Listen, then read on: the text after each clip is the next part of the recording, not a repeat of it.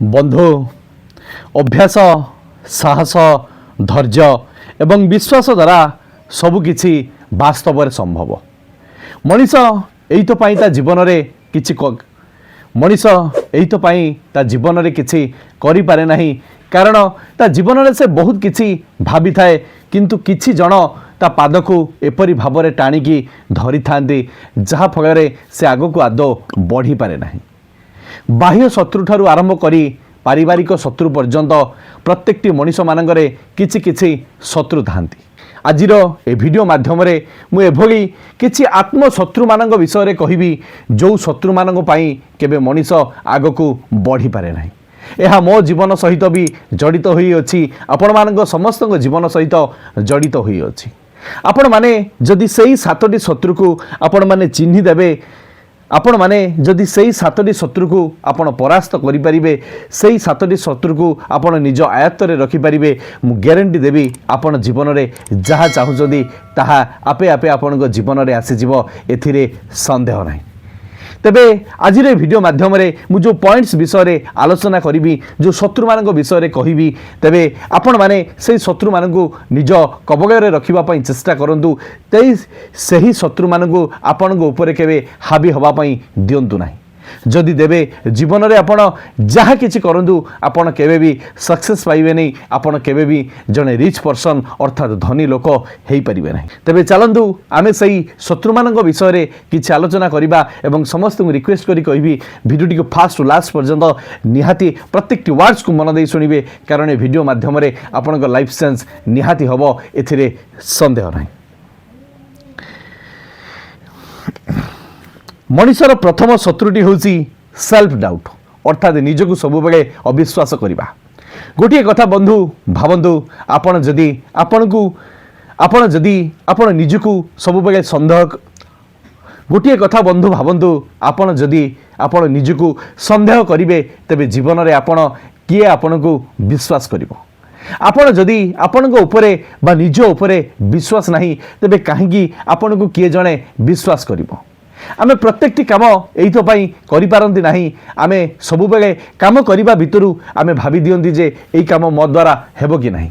आमे जीवन रे तो केबे ट्राए करंती नाही एई कथा को डरी डरी जे एई काम मो द्वारा आदो हेबो नाही।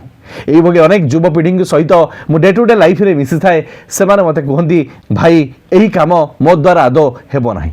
जीवन रे सेमाने केबे भी ट्राए थरे भी करि नथिबे, फास्ट रु सेमानकर मत देई देबे जे यही काम मो द्वारा संभव नुहे, कारण से निज उपरे विश्वास नहीं, भरोसा नहीं। जे आपण मोर कहिबार अर्थ होची जे थरे ट्राए करिक देख, से काम भितर थरे पशिकी देख, तापर भल भाव बुझी पारिबो से काम तम भितर हबो कि नहीं। जेकोसी काम करिबा पूर्वरु जदि आमे कहिदबा एई काम मो द्वारा आदौ संभव नुहे, मु ग्यारंटी देबी से कामटी आपणको पई जेते इजी हेई थाउ ना काहेकि आपणको माइंड से काम को आदौ करि परिबो नाही। कारण आमर वर्ड्स, आमर माइंड, आमर बॉडी ए तीनोटी जाक परस्पर परस्पर परिपूरक।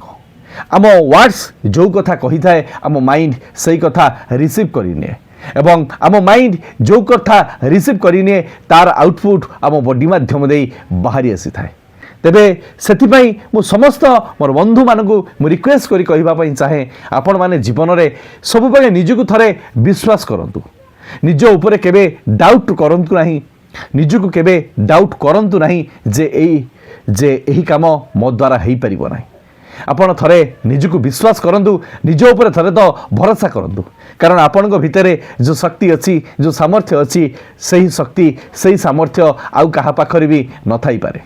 आपणको थरे चिन्हंतु, जानंतु, बुझंतु, तापर जीवन रे आपणकर कोन प्रोग्रेस आसु, तापर जीवन रे आपणकर कोन प्रोग्रेस आसुची, तापर मते कहिबे मु आपणको तापर आपणको जीवन रे कोन प्रोग्रेस आसुची आपण एई वीडियो माध्यम रे आसी मते कहिबे। तेणु आजिठू एई मुहूर्तटू जहाँ जीवन रे हेई जाइछि ताकू भूली जांतु, एवं आजिठू एबेठू एई मुहूर्तरू निजको विश्वास करिबा आरंभ करि दियंतु। मनीष मानकर सेकेंड शत्रुटी होची कंफर्ट जोन, अर्थात मनर गोलाम। आमे जीवन में सब बेले कंफर्ट जोन भितर रही आमे जीवन को, आम सुंदर जीवन को आमे नष्ट पर नष्ट करी चली थांती। जीवन में आम सब भल खाइबा भल पिंधिबा बहुत समय शोइबा एवं जीवन में आम किसी काम करवा नहीं आमको सबकि आपे आपे अति सहजरे मिल जावा यही कथाटी तो हूँ मनीष मान बड़ शत्रु मनीष मैंने बुझीपारती नहीं जे जीवन में एटी कौन जिनिस मुफ्त में मिले ना आपन को सेतिपाई कठिन रु कठिन परिश्रम करने पड़ो जी एठी कठिन परिश्रम करना से जीवन में केबे किछि करि परिबो नाही किंतु आजिकाली मनीष मैंने आजिकाली युवपीढ़ी मैंने समस्त कथा कहूँ से मैंने सब जिनिस इजिली पाई चाहती से मैंने कौन से काम न करी सर्टकट बाट नहीं जीवन में केमिति आमे सक्सेस सबू से कथा को बसी चिंता करती गोटे कथा से मैंने भावती नहीं जो सफलता सर्टकट मिली थाए से सफलता बेसी दिन तिष्टि रहे ना आपन को एठी सफलता दरकार आपन को एठी धनी हबार दरकार अच्छी माने आपन को कठिन रु कठिन परिश्रम करबा पई पड़िबो आपन को फिजिकली काम करबा पई पड़िबो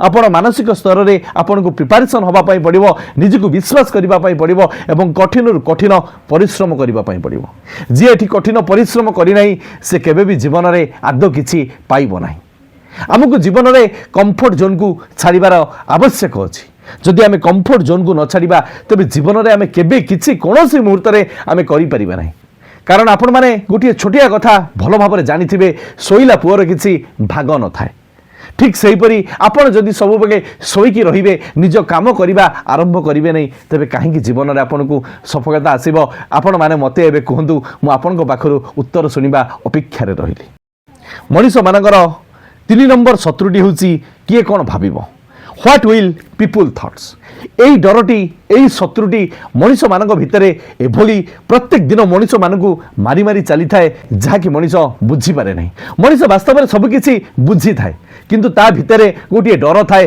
गोटे शत्रु थाए से शत्रुटी प्रत्येक मुहूर्त में ताकू प्रहार पर प्रहार करी करी चली थाए सी से प्रहार को खाई खाई भांगी पड़ी थाए किंतु केबे आग भर हुए ना एठी प्रत्येक दिन युवपीढ़ी को माइंड भितर नुआ नुआ इनोवेटिव आइडिया आसुची किंतु युवपीढ़ी माने यंग जेनेरेशन माने एक कथा को इम्प्लीफाई करि पारु नांती यार कारण होची से माने सब बेले भाबुचंदी लोक कौन कहिबे दुनिया में सबसे बड़ा रोग क्या कहेंगे लोग आमे यही कथा को बसी प्रत्येक दिन भाबंती जदि मु ए कामटी करिबी ए काम रे जदि मु फेल होई गली तबे लोक कौन कहिबे गोटे कथा कहीं भाबुन आज जदि से काम करने भितर तुम फेल हो जाऊच तेरे आसंता काली आपन भी फास्ट हो पारे आपड़ से कमटा को सब बेले कर चलतु आपण जो कमटा को भावुंट थे ट्राए करके देखूँ आपड़ जिते पर्यंत निज भितर निजको डाउट कर चलिए सेते पर्यंत आपड़ केबे भी जीवन में ग्रो करें ना सेते पर्यंत आपण माइंड भितर सब बेले आसुथुबो लोक कौन कहिबे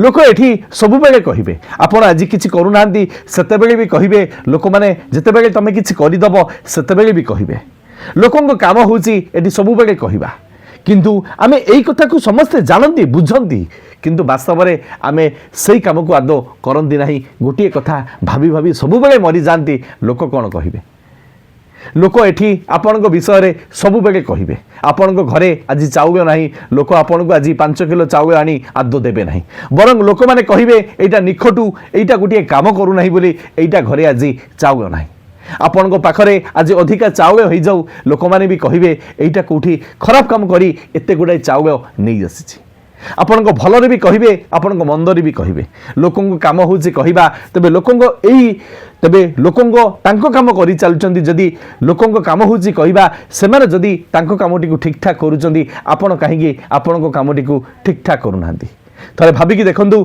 चिंता करिकी देखंतु तापरे मते वीडियो रे कमेंट करी कहंतु भाई आपण जहा कहउचंदी ठीक कहउचंदी मनीष मानकर फोर्थ शत्रु होची लेजी बा अगरछुआ आजिकाली युवपीढ़ी माने बहुत लेट रे बिछना को जाउछंदी एवं बहुत लेट रे बिछना छाड़ुछंदी से माने बुझी पारु नांती जे जो पिलाटी दिनरू आमे शिखिछंदी जल्दी बिछना को जिबा एवं जल्दी बिछना छाड़िबा एकथा से माने पाठरे 1000 थर पढ़ी किंतु जीवन में केबे अप्लाय करू नांती आजिकाली युवपीढ़ी माने एते अलसुआ एते लेजिनेस हो गलनी तांकर निजस्व काम भी से माने ठीक ठाक करू नांती से मानको स्टडी रूम टू आरंभ करी से मानको बेडरूम पर्यंत आपण माने जाई देखंतु से माने तांकर सेल्फ रे ठीक बही रखी नांती तांकर कपड़ा एणे सेणे होई पड़ीची तांकर बेड टी एते अपरिष्कार होई पड़ीची जहा कि आपण जने कल्पना करि परिबे नै युवपीढ़ी माने सब बेले एक्टिव रहिबा कथा एनर्जेटिक रहिबा कथा नीट एंड क्लीन रहिबा कथा କିନ୍ତୁ ଆଜିକାଲିର ଯୁବପିଢ଼ି ମାନେ ଏତେ ଅଳସୁଆ ହୋଇଗଲେଣି, ସେମାନେ ସାମାନ୍ୟ ଖାଇବା ସମୟରେ ଯଦି ପାଣିର ବି ଆବଶ୍ୟକ ପଡ଼ୁଛି ସେମାନେ ପାଣି ଟିକେ ଆଣିବା ପାଇଁ ଉଠିକି ଯାଉନାହାନ୍ତି, ଏକୁ ତାକୁ କହୁଛନ୍ତି ମୋ ପାଇଁ ପାଣି ଆଣ। ନିଜର ଲୁଗାପଟା ନିଜେ ବି ସଫା କରୁନାହାନ୍ତି, ସେମାନେ ଅନ୍ୟକୁ ସବୁବେଳେ ବରାଦ କରୁଛନ୍ତି ଯେ ମୋର ଲୁଗାପଟା ତୁମେ ସଫା କରିଦିଅ। ଯଦି ନିଜର କାମ ସେମାନେ ଠିକ୍ଠାକ୍ କରୁନାହାନ୍ତି, ନିଜର କ୍ୟାରିୟର କଥା ସେମାନେ କାହିଁକି ବା ଚିନ୍ତା କରିବେ? ସେମାନେ ଭାବୁଛନ୍ତି ମୋ ବାପା ଅଛି, ମୋ ଭାଇ ଅଛନ୍ତି, ଏମାନେ ଜୀବନରେ ମୋର କ୍ୟାରିୟର ସେଟ୍ କରିଦେବେ। ଏଠି କେହି କାହାର କ୍ୟାରିୟର କେବେ ସେଟ୍ କରିବେ ନାହିଁ। ଆଜି ଆପଣ ୟଙ୍ଗ ଏଜ୍ରେ ଅଛନ୍ତି, ଆସନ୍ତାକାଲି ଆପଣଙ୍କର ଏଜ୍ ଚାଲିଯିବ। ସେତେବେଳେ ଆପଣ ବସିକି ଭାବୁଥିବେ ଯେ ବାସ୍ତବରେ ସେଦିନ ଯଦି ମୁଁ ଲେଜିନେସ୍ ଅବସ୍ଥାରେ ନଥାନ୍ତି ହୁଏତ ଆଜି ମୁଁ ବହୁତ ଆଗକୁ ଯାଇପାରିଥାନ୍ତି। କିନ୍ତୁ ସେତେବେଳକୁ ଆପଣ ଆଉ କିଛି କରିପାରିବେ ନାହିଁ, କାରଣ ଆପଣଙ୍କର ଏଇ ଗୋଲ୍ଡେନ୍ ଏଜ୍ଟି ସେତେବେଳେ ଚାଲିଯାଇଥିବ। ମୁଁ ଯେତିକି କଥା କହୁଛି ବାସ୍ତବରେ ଆପଣ ଭାବିକି ଦେଖନ୍ତୁ, ଏହା ହେଉଛି ଆମ ରିଅଲ୍ ଲାଇଫ୍ ଏକ୍ସପିରିଏନ୍ସର କଥା। ଆଜି ସେଇମାନେ ବି ସକ୍ସେସ୍ ପାଉଛନ୍ତି ଯେଉଁମାନେ ଡେ ୱାନ୍ରୁ ସବୁବେଳେ କଣ୍ଟିନ୍ୟୁଅସ୍ଲି ପରିଶ୍ରମ କରି କରି ଚାଲିଛନ୍ତି। କିନ୍ତୁ ସେଇମାନେ ଜୀବନରେ ଦୁଃଖ ପାଆନ୍ତି ଯେଉଁମାନେ ଜୀବନରେ ସବୁବେଳେ ଲେଜିନେସ୍କୁ ଜୀବନରେ ଆପଣେଇ ନେଇଥାନ୍ତି। ଲେଜିନେସ୍ ଆପଣଙ୍କ ଭିତରେ ରହିଲେ ଆପଣଙ୍କର ମେଣ୍ଟାଲି ଡେଭଲପମେଣ୍ଟ ହେବନି, ଆପଣ ଫିଜିକାଲି ମାତ୍ରାରେ ଆପଣ ଫିଜିକାଲି ଡେଭଲପମେଣ୍ଟ ହୋଇପାରିବେ ନାହିଁ, ଆପଣ ସ୍ପିରିଚୁଆଲି ଆଦୌ ଡେଭଲପମେଣ୍ଟ ହୋଇପାରିବେ ନାହିଁ। ମଣିଷ ବଞ୍ଚିବା ପାଇଁ ତିନୋଟି ଡେଭଲପମେଣ୍ଟର ଆବଶ୍ୟକ ଅଛି, ଗୋଟିଏ ହେଉଛି ଫିଜିକାଲି, ଗୋଟିଏ ହେଉଛି ମେଣ୍ଟାଲି, ଗୋଟିଏ ହେଉଛି ସ୍ପିରିଚୁଆଲି। ଯଦି ଆମେ ଏହିସବୁ ବିଷୟରେ ଡେଭଲପମେଣ୍ଟ ହେବା ପାଇଁ ଚାହିଁବା ତେବେ ଆମକୁ ଅଳସୁଆପଣ ଛାଡ଼ିବା ପାଇଁ ପଡ଼ିବ ଏବଂ ସବୁବେଳେ ସବୁବେଳେ ଆମକୁ କଠିନରୁ କଠିନ ମେହନତ କରିବା ପାଇଁ ପଡ଼ିବ। ମଣିଷମାନଙ୍କର ଫିଫ୍ଥ ବଡ଼ ଶତ୍ରୁଟି ହେଉଛି ବେଡ୍ ଟାଇମ୍ ମ୍ୟାନେଜମେଣ୍ଟ, ଅର୍ଥାତ୍ ସେମାନେ ଠିକ୍ ଟାଇମ୍ ମ୍ୟାନେଜମେଣ୍ଟ ଆଦୌ କରନ୍ତି ନାହିଁ। ଯିଏ ଜୀବନରେ ସମୟକୁ ସମ୍ମାନ ଦେଇ ଶିଖିଛି ସେ ବାସ୍ତବରେ ଜୀବନରେ ବହୁତ ଆଗକୁ ବାହାରି ଯାଇଛି। କିନ୍ତୁ ଆମେମାନେ ଆଜି ପର୍ଯ୍ୟନ୍ତ ଆମେ ଆମ ସମୟକୁ ଠିକ୍ ଭାବରେ ମ୍ୟାନେଜମେଣ୍ଟ କରିପାରନ୍ତିନି। କେଉଁ ସମୟରେ ଆମେ ଉଠିବାର ଆବଶ୍ୟକ ଅଛି, କେତେ ସମୟ ଆମକୁ ଏକ୍ସରସାଇଜ୍ କରିବାରେ ଆବଶ୍ୟକ ଅଛି, କେଉଁ ସମୟରେ ଆମର ଲଞ୍ଚ ଡିନର ବ୍ରେକଫାଷ୍ଟ ନେବାର ଆବଶ୍ୟକ ଅଛି, ଆମେ ପର୍ଟିକୁଲାରଲି ଗୋଟିଏ ଟାଇମ୍ ମ୍ୟାନେଜମେଣ୍ଟ କରନ୍ତି ନାହିଁ, ଅର୍ଥାତ୍ ଗୋଟିଏ ରୁଟିନ୍ ଲାଇଫ୍ କିଛି ମେଣ୍ଟେନ୍ କରନ୍ତି ନାହିଁ। ଆଜି ଯଦି ଆମେ ଦିନ 7ଟା ବେଳେ ଉଠୁଛନ୍ତି, ଆସନ୍ତାକାଲି ଦିନ 10ଟା ହୋଇଯାଉଛି। କେଉଁଦିନ ଯଦି କୌଣସି ପୂଜା ପର୍ବାଣୀ ଥାଏ, ଯଦି ଆମେ 5ଟା ବେଳେ ଉଠି ପଡ଼ୁଛନ୍ତି, ତା ପରଦିନ ଦିନ 11ଟା ନହେଲା ଯାଏଁ ଆମେ ବିଛଣା ଛାଡ଼ୁନାହାନ୍ତି। କେଉଁଦିନ ଆମେ 7:30ରେ ଆମର ନିଜର ବ୍ରେକଫାଷ୍ଟ ଖାଉଥିଲା ବେଳେ କେଉଁଦିନ 11ଟା ବେଳେ ଆମେ ବ୍ରେକଫାଷ୍ଟ ଖାଉଛନ୍ତି। ଏହା ଭିତରେ ଜୀବନରେ ଗୋଟିଏ ସ୍ୱତନ୍ତ୍ର ଯେଉଁ କ୍ଲକ୍ ଆୱାର ଅଛି, ସେଇ କ୍ଲକ୍ ଆୱାର ଆମ ବଡି ଆମ ମାଇଣ୍ଡ ସହିତ ଆଦୌ ସେଟ୍ ହୁଏ ନାହିଁ।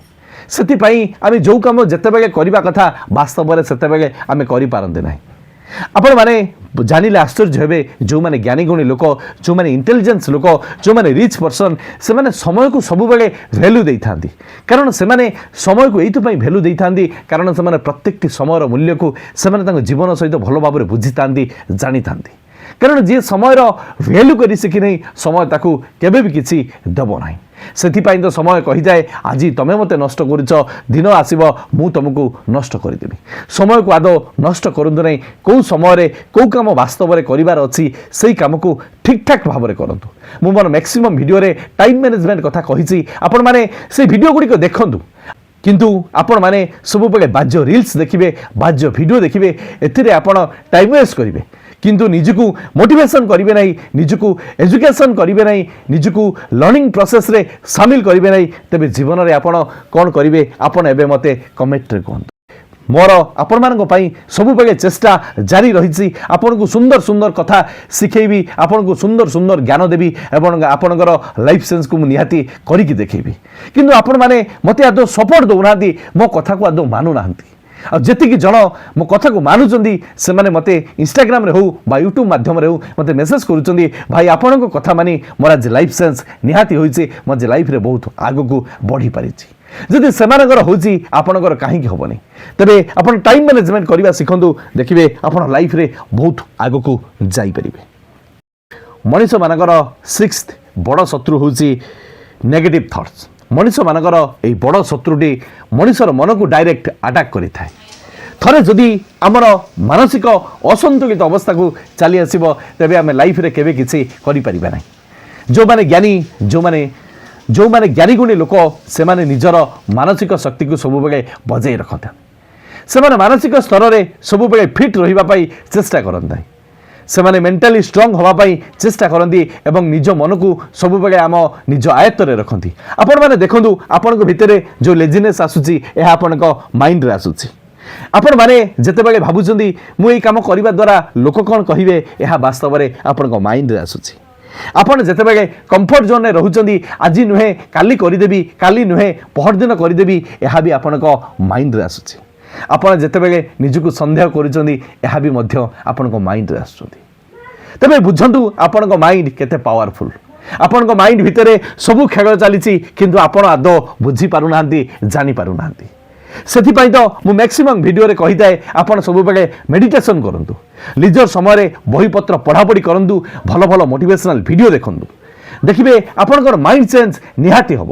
ଆପଣ ଯଦି ଆପଣଙ୍କ ମାଇଣ୍ଡ ଚେଞ୍ଜକୁ ଆପଣ ଠିକ୍ଠାକ୍ କରିପାରିବେ, ତେବେ ଜୀବନରେ ଆପଣ ବହୁତ ଆଗକୁ ଯିବେ। ଜୀବନରେ ଆପଣ ଏତେ ଆଗକୁ ଯିବେ ଯାହାକି ଆପଣଙ୍କ ସାଙ୍ଗସାଥୀ, ପ୍ରିୟ ବନ୍ଧୁ, ମମତା ଆପଣଙ୍କର ବିଶ୍ୱାସ କରିପାରିନଥିବେ ଯେ ଇଏ ଏତେ ଆଗକୁ କେବେ ଯାଇପାରିବ ବୋଲି। ଲାଇଫରେ ଯାହା ବି କିଛି କରନ୍ତୁ, ଆପଣ ଆପଣଙ୍କ ମାନସିକ ସ୍ତରରେ ସବୁବେଳେ ସୁସ୍ଥ ରହିବା ପାଇଁ ଚେଷ୍ଟା କରନ୍ତୁ, ସବୁବେଳେ ପଜିଟିଭିଟିରେ ବଞ୍ଚନ୍ତୁ। କାରଣ ଆପଣ ଯେତେ ପଜିଟିଭିଟି ରହିବେ, ଆପଣ ଯେଉଁ କଥା ଚିନ୍ତା କରିବେ ସେଇ ଚିନ୍ତା ୟୁନିଭର୍ସ ପାଖକୁ ଯିବ ଏବଂ ଆପଣଙ୍କ ଜୀବନରେ ରେଜଲ୍ଟସ୍ ମଧ୍ୟ ସେଇଭଳି କିଛି ମିଳିବ। ଆପଣମାନେ ଆଦୌ ନେଗେଟିଭ୍ ଥଟ୍ସ ଭିତରେ ରୁହନ୍ତୁ ନାହିଁ, କାରଣ ନେଗେଟିଭ୍ ଥଟ୍ସ ଭିତରେ ଯଦି ଆପଣ ରହିବେ, ଲାଇଫରେ ଆପଣ ବହୁତ ପୋଷି ହୋଇଯିବେ, ଯାହାକି ଆପଣ ବୁଝିପାରିବେ ନାହିଁ, ଜାଣିପାରିବେ ନାହିଁ। ତେବେ ଆଜିଠୁ ମାଇଣ୍ଡ ଭିତରେ ଯେଉଁ ନେଗେଟିଭ୍ ଥଟ୍ସ ଆସୁଛି ତାକୁ ବନ୍ଦ କରିବା ପାଇଁ ଚେଷ୍ଟା କରନ୍ତୁ, ସବୁବେଳେ ମେଡିଟେସନ୍ କରନ୍ତୁ, ବୁକ୍ ରିଡ଼ିଂ କରନ୍ତୁ। ଏହା ଭିତରେ ଆପଣଙ୍କ ଲାଇଫରେ ଡେଭଲପମେଣ୍ଟ ନିହାତି ହେବ ଏବଂ ସେ ପରମ ଶତ୍ରୁକୁ ଆପଣ ଦମନ କରିବା ପାଇଁ ଚେଷ୍ଟା କରନ୍ତୁ।